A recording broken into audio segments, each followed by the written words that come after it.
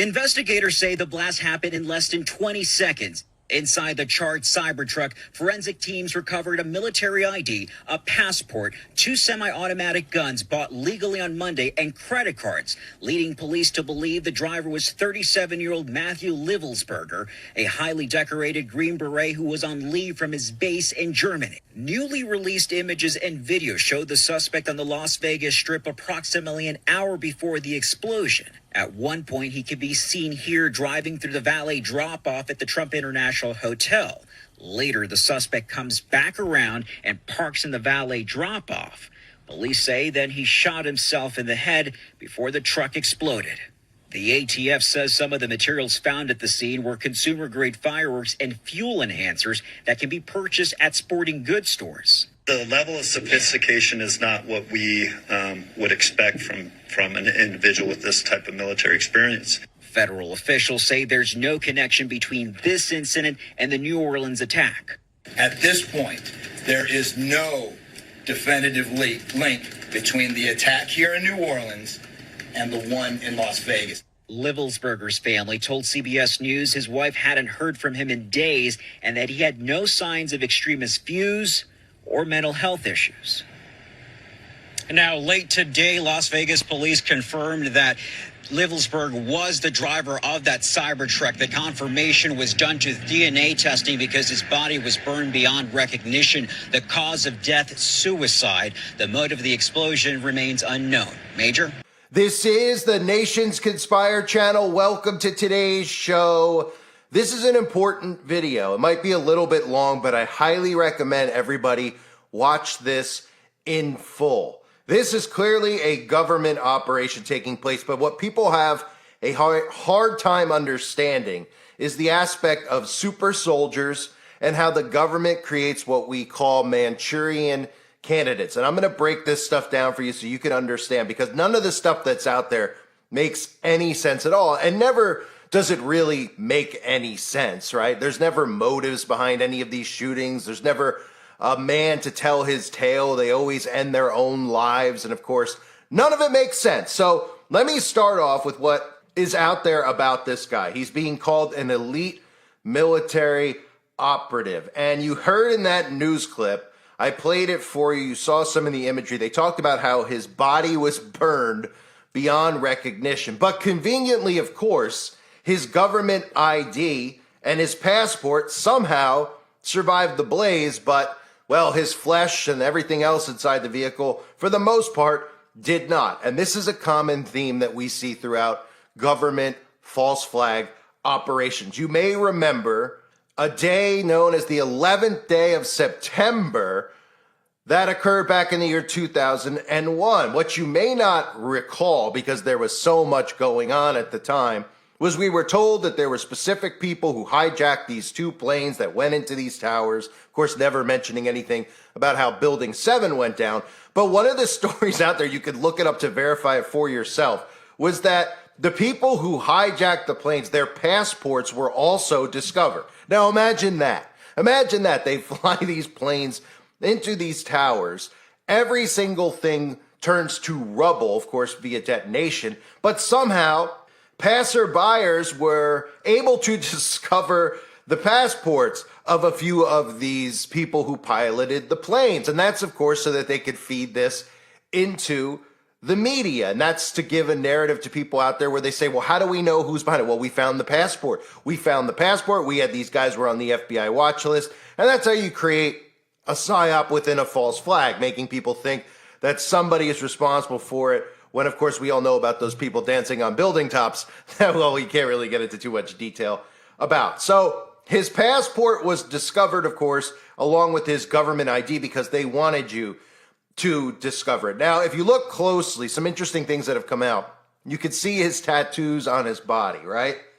He has a large eagle and an American flag, but within the tattoo, you will see what is called the 3 crescent moons tattoo right there on his arm. This is a Wiccan symbol. So it's kind of ironic that he's a nationalist, he's a patriot, but wait, he's not really, because they're giving us conflicting stories as to who he is, because he's a super soldier. He's whatever, like the saying from the Batman movies, he's whatever Gotham needs him to be. Well, he's whatever the government needs him to be. But let's look at this symbol first, this Wiccan symbol on his arm. It's the triple goddess symbol in the occult, the three phases of the moon, waxing, full, and waning. This is connected to occult practices.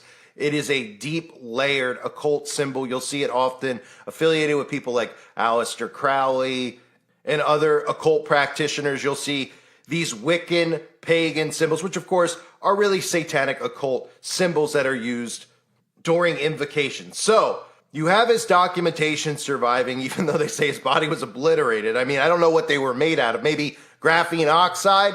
You think he was made out of graphene oxide? He would have survived it as well. But let's look at some of the narratives that Newsweek Independent have out there, right? They talk about this man, Matthew Livelsberger's uncle, right? And he says, well, if he wanted to obliterate the hotel, he easily could have. He was trained to do that. The uncle of Livelsberg told the Independent that he's confused by the explosion because his nephew could rig a bomb to blow up half a hotel if he really wanted to do damage.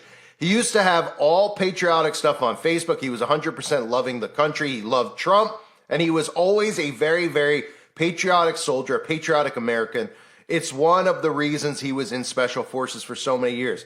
It wasn't just one tour of duty. Matt was a very skilled warrior. He would be able to make, if it was him, and if he did this, he would have been able to make a more sophisticated explosive than using propane tanks and camping fuel. Some of it doesn't make sense. When he had the skills and ability to make something more, let's say, efficient, his skills were enormous from what he had been taught in the military. He could have fashioned a bomb that would have obliterated half the hotel if he seriously wanted to hurt others. That's from the Independent and his uncle, okay? Then you have these other conflicting stories which tell you that he's really a super soldier. So if you hear conflicting stories like this and it doesn't make sense, and you have his uncle saying that he's a patriot, he's a Trump supporter, then you get pictures of him wearing the Ukraine shirt, right, which would line up if you follow the stereotypes that the government has created, because again, this is behavioral control that we're seeing, would line up with him being a Democrat. The other things that he's posted online would line up with him being a Democrat.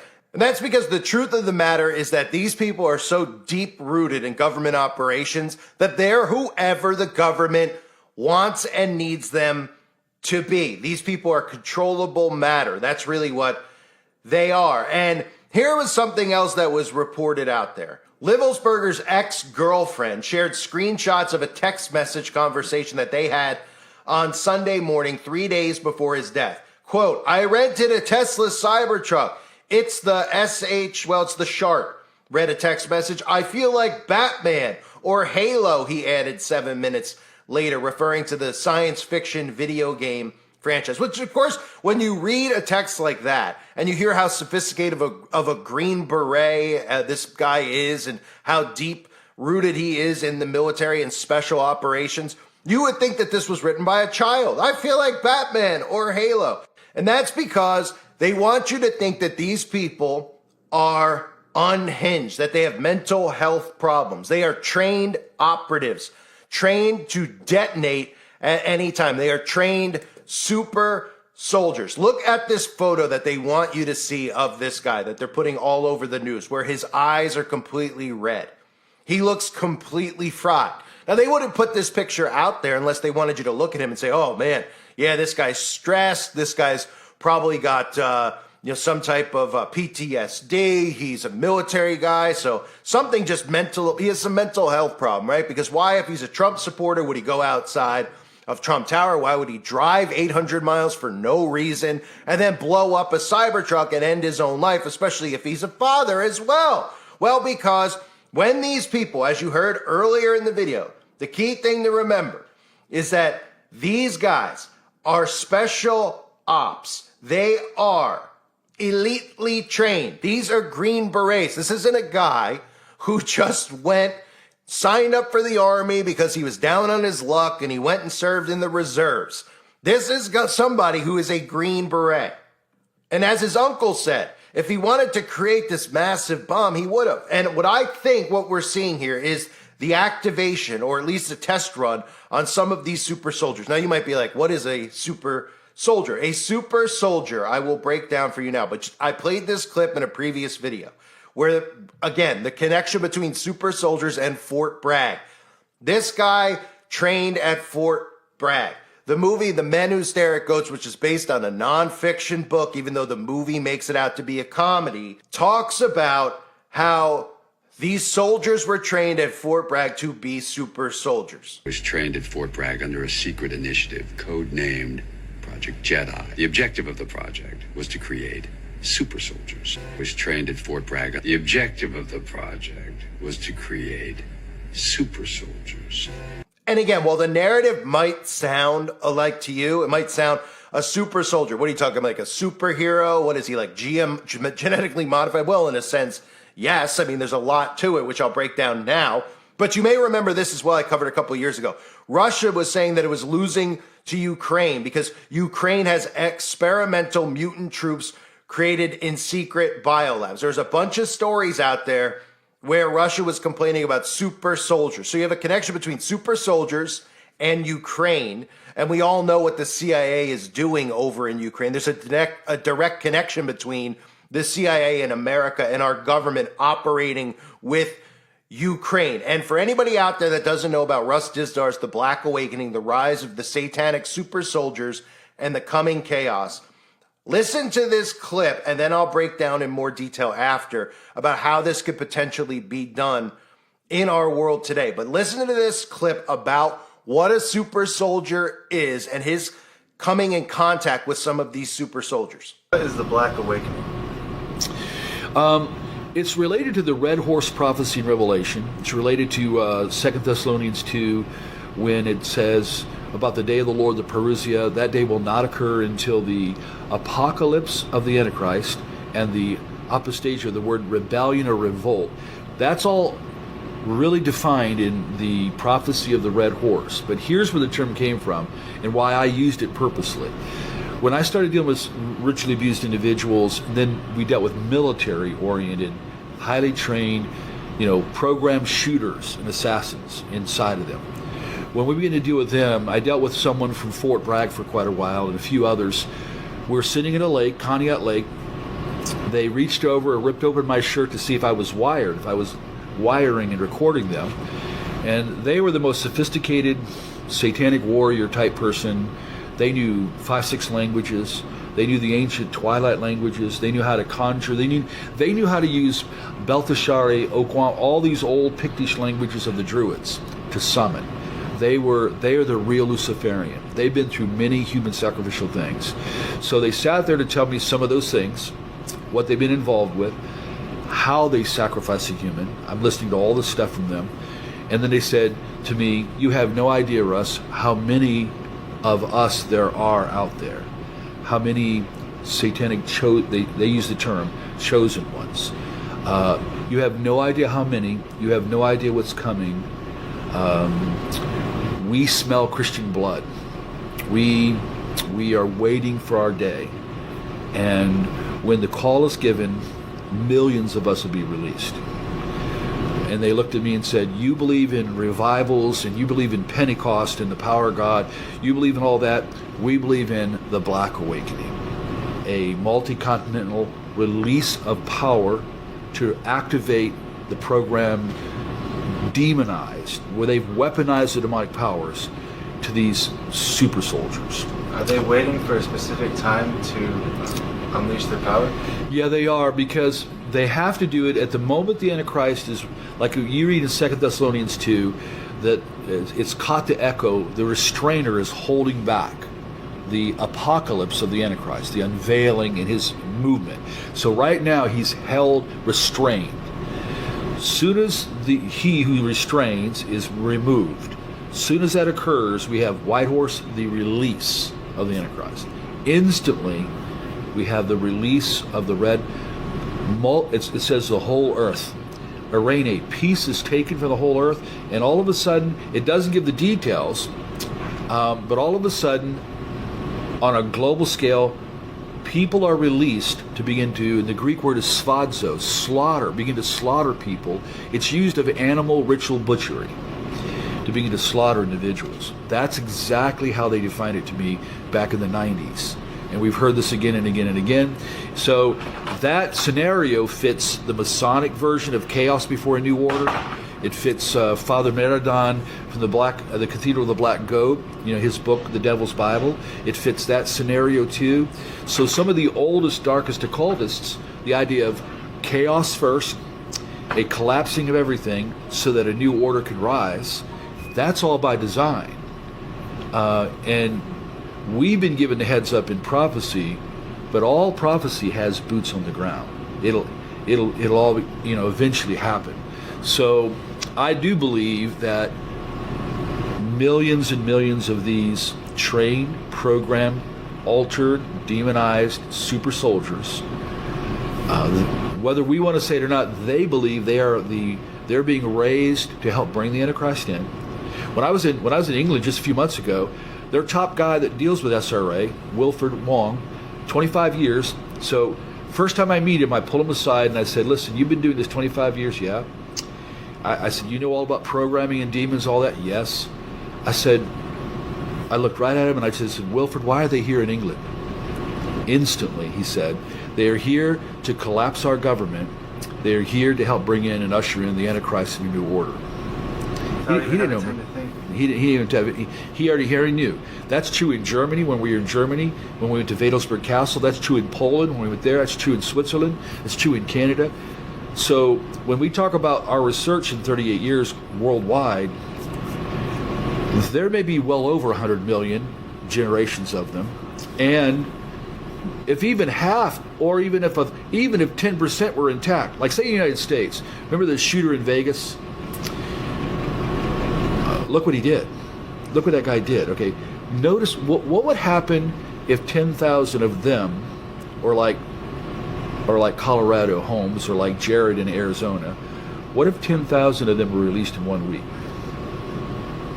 That's their plot plan, and biblical prophecies ahead of that to say here is what is going to happen, and from that a global monetary collapse, and from that's all that chaos is coming. So Revelation 13, a whole new order with the Antichrist can come. Wow. Scary stuff. Yeah, can be. It's scary for the world. For us, yeah. We know no matter what. Yeah, emboldened with the Holy Spirit. Yeah. So next question. This is a two-part question. First part: does SRA exist, and if so, how prevalent is it in society today? Yeah, satanic ritual abuse, and I could say it this way: it not only exists. Satanic ritual abuse is inseparably connected to multiple personality disorder. All of society knows since the late 70s, and even DSM-3, DSM-4, those are the diagnostic manuals for psychology. They all know that all of a sudden, multiplicity started showing up everywhere. They call it DID now. So the secular world, they're registering, millions coming in for diagnosis on that. Now, they don't know how to handle the satanic side. So I'm going to tell you just straight out, after 38 years of dealing with it, not only is SRA real here in the United States, that there are millions of victims by design, that there's now generations of them. We deal with 65 and 70-year-olds. They're the first generation. Then we go to 40-year-olds and 20-year-olds. I got 8-year-olds and 12-year-olds we're dealing with. Because if you don't stop this somewhere, they do it to the next generation. That's by design. That's the way it's supposed to be for them. So, but it occurs in selection. It's generational. It and it's simply to say that they bring a lot of trauma to the child to cause split in personality, so that they can demonize and or begin to program. You're going to be a witch. You're going to be a conjurer. You're going to be a program shooter. All kinds of these things happen. And then they're raised in that system, and they're raised to keep all of that hidden down and just have kind of little Joey up or little Sally up. And they may not know until they're 15, 16. They may not know what's inside them till later on. But millions have already showed up at psych wards all across America since the late 70s to this day. We look at a child and automatically we're going to protect them, save them, guard them, whatever it takes. They look at a child, they'd eat it alive, they'd destroy it, they'd torture it. You gotta remember, that's their nature. And so if they could show more of their nature to a defenseless child, they love that. That's why some rituals are called demon revels or satanic revels. The younger the child, here's exactly what Dark Undergrounders have said to me, the younger, the better. And we never kill them right away. We prolong the torture. Why? Because we have to raise the energies, the terror, the fear, and then little by little letting some blood out, because blood is and all that torment, it's like, think in terms of rats and garbage. Smelly old garbage draws the rats. A ritual with all that torture, with all that pain, ultimately prescribed by the demons in the first place, it draws them. And once they begin to open the blood gate, that's what they attach to in the context ritual. Then when a child or a human is killed, that's when the demons are released to the practitioners. So it's all about their unsatiable hatred of God. Anything they can do to harm humanity, harm innocence, as an attack on God in a sense. There's no question, in their nature, they don't shed a tear. They don't have any mercy. So they'll harm, and they love that as part of the entrance to come into the side. Here's the other side of it.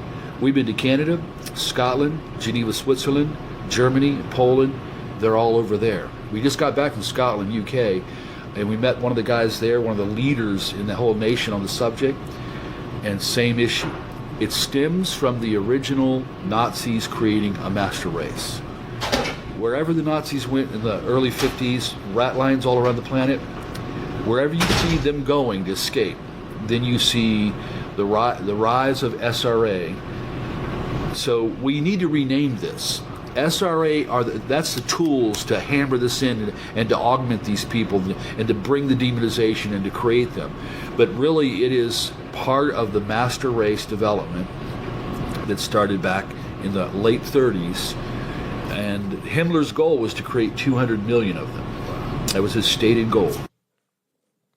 So that's the late Russ Dizdar, who, of course, mysteriously passed away during the outbreak. They told us he passed from the outbreak, him and his wife, tragically, whose work is very, very important in this awakening movement that is going on, the real awakening that we're involved in, not the fake awakening that's formulated from the government that makes conservatives who go and vote think that they're actually awake. So how does a super soldier get activated, right? You hear about the super soldier. You just heard him talk about these people who are created through satanic ritual abuse, through trauma-based mind control. They create and mold these people, but on the surface, they could just be a regular Joe, a regular cookie cutter, George Glass type of a person, right? You look at that guy, you say, how could that guy go and do that? He's a father, he looks like a normal person, because these people are ticking time bombs. And one of the ways that they can not just create, but activate the super soldiers is through a thing that I covered recently, the voice of God technology, the voice to skull technology.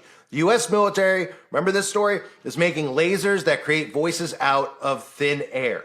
The air is so important to remember, right? Not just because we breathe air. Ephesians chapter 2, verse 2, where in time past ye walked according to the course of this world, according to the prince of the power of the air, the spirit that now worketh in the children of disobedience. They use the air. Frequencies are used. Frequencies are used in music. Frequencies are used with 5G towers.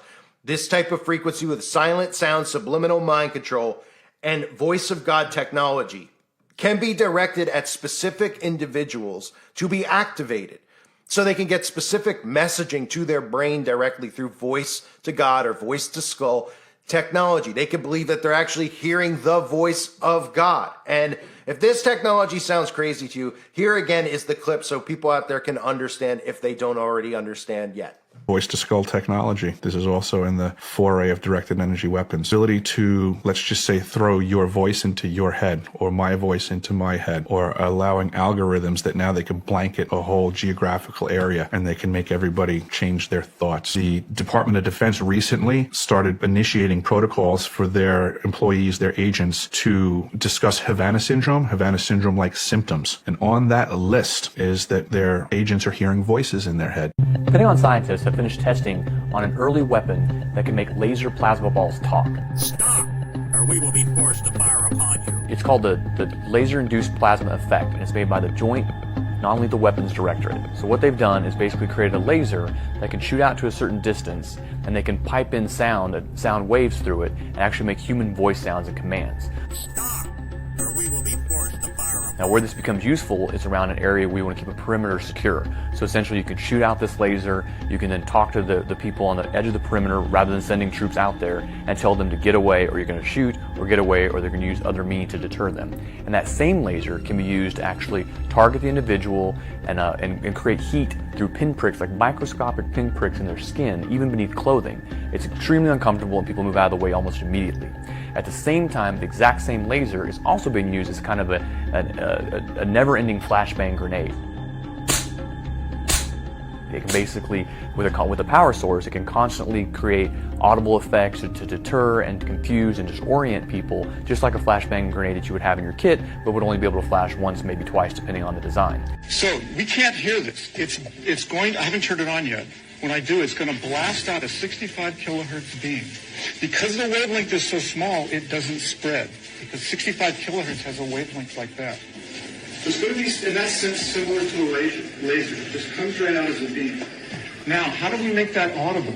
Well, they put a modulation on top of the 65 kilohertz. There's a modulation.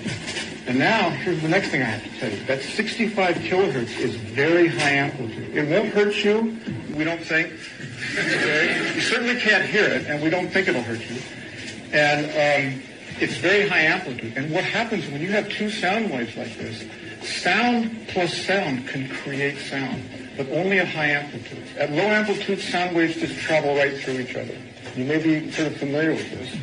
But at high amplitude, you can create sound. So what happens in this apparatus is the audio sound, the sound that you're going to hear, is actually created in the beam, not here. And because it's created in the beam and it stays in the beam, we have a beam of sound. So let me demonstrate this for you. Let me turn it on. And I'm going to find the piece of music that we like. Yeah. You may not like it. The Eagles? You like the Eagles? Yes. Okay, good. Oh, we have a friendly audience this year. Yeah. I think they're just saying that to make us feel better. Right. All right.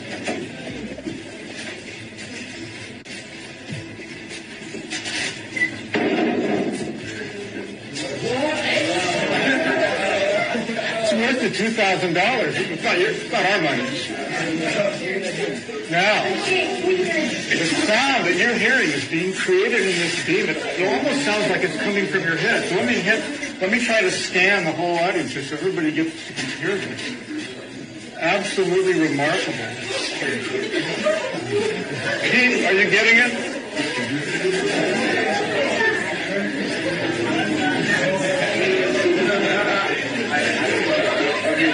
Let's try to one more thing. Let's try to bounce it off the wall. Raise your hand if you can very clearly hear it. I'm going to try to bounce it off the wall. Look at where the hands are raised. So you have somebody here who clearly has no motive. What is the motive of this man to go blow up a Cybertruck outside of Trump Tower if he's a Trump supporter? Why would he go and blow it up? And why would the uncle come out and say, well, if he really wanted to blow the whole thing up, he could have blew the whole thing up. He wouldn't have just detonated out there. And of course, he had a self-inflicted wound outside of the tower. Now, was he supposed to do more damage than that? Did he take his own life because he was hearing voices in his head and he wanted to fight against what they were asking him to do? Maybe so. We don't know. But what we know is there's too many holes in the story, because when we hear crime shows, when we actually hear about crimes that are committed, there's usually a motive behind it, whether it's revenge or it's sexual, whatever it might be. What would the motive be here to do something like that? And how does conveniently, while his body is burned beyond recognition, his passport, his government ID survive? They're releasing pictures of him with bloodshot red eyes by design because they want you to think that this is a guy with mental health problems. Now, that doesn't mean that a super soldier doesn't have mental health problems. Of course they are. They're trained to actually carry out these events. They don't even do it on a conscious level. They are put through trauma-based mind control. But this guy's a Green Beret. This guy is a special forces military operative. And they release these things to you, like the picture of him with the red eyes to make him look crazy. And then text messages that get put out for the world to see, where he's talking about feeling like Batman or Halo, because they want you to see this and they want you to think to yourself, oh, this guy's just a giant child. He's out of his mind. He's clearly got something wrong with him. He's driving around at 40 years old pretending to be Batman in a giant Cybertruck when he's a father 800 miles away in Colorado. None of the stories add up. The only story that adds up is that we're going to begin seeing the activation of these super soldiers if we haven't already seen it. You have the guy in Texas, if you look at the background of him, who came from Texas, who went to New Orleans.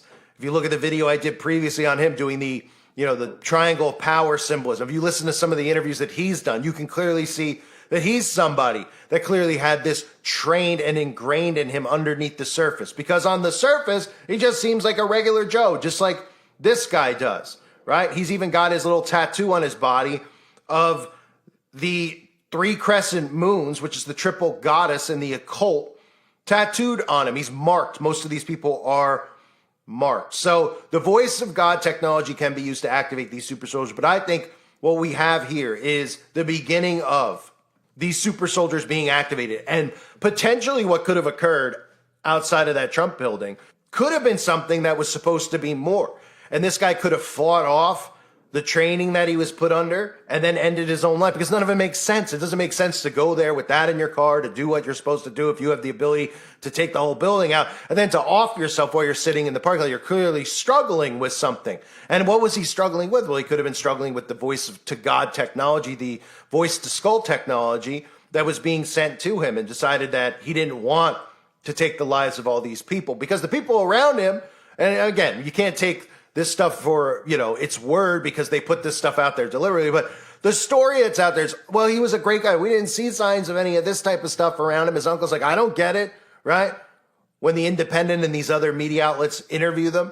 Well, that's because none of this is ever supposed to make sense. They're trained to detonate. That's what a super soldier is. And as you heard Russ Dizdar talk about, we're going to be in a future where these things do get activated. And we're going to see false flags on such a continual basis that it'll become the new normal. And it's almost like that, right? On New Year's Day, we have 2 in the same day, right? How often does that happen? We have 2 in the same day. We're going to start seeing 2, 3, 4 at a time, larger scale events. Super soldiers are going to be activated. I've believed this for a long time.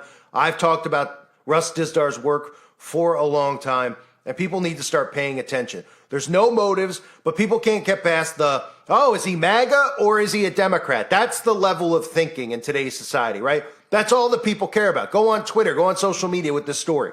Go on with the other story, the New Orleans guy, right? What's everyone talking about?